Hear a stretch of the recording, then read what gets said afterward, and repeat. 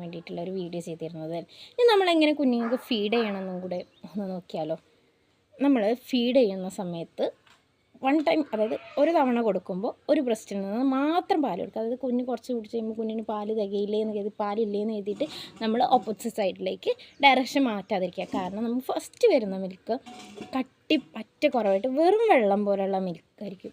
അത് കഴിഞ്ഞ് വരുന്ന പാലായിരിക്കും നല്ല കട്ടിയുള്ള. ആ പാല് കുടിച്ചാലേ കുഞ്ഞുങ്ങൾക്ക് കാര്യം ഉണ്ടാവുള്ളൂ, വെയിറ്റ് ഗെയിൻ ഉണ്ടാവാൻ ചാൻസ് ഉള്ളൂ. അതിന് മുന്നേ വരുന്ന പാല് നമ്മൾ വെറും ദാഹം അകറ്റാൻ വേണ്ടി മാത്രമേ ആ പാലിനെ കൊണ്ട് പറ്റത്തുള്ളൂ. അപ്പോൾ അങ്ങനെ ചെയ്യുക. ഒരു ഫീഡ് ചെയ്യുന്ന സമയത്ത് ഒരു 20 മിനിറ്റ് 30 മിനിറ്റ് എങ്ങനെയാണെന്നുണ്ടെങ്കിലും ഫീഡ് ചെയ്യുക. അതായത് ഒരു 5 മിനിറ്റ് 10 മിനിറ്റ് ഫീഡ് ചെയ്തിട്ട് സ്റ്റോപ്പ് ചെയ്യുക. അത് പരിപാടി നിർത്തുക. പിന്നെ വെള്ളം കുടിക്കുക. വെള്ളം കുടിക്കുന്നത് വഴി നമുക്കും അതെ നമ്മളെ കുഞ്ഞിനും അതെ ഒരേപോലെ ഉപകാരമുണ്ട് കേട്ടോ. എന്താണെന്ന് വെച്ചാൽ നമ്മൾ കുടിക്കുമ്പോൾ നമ്മളെ ശരീരത്തിന് ആവശ്യമായ എനർജി കിട്ടും.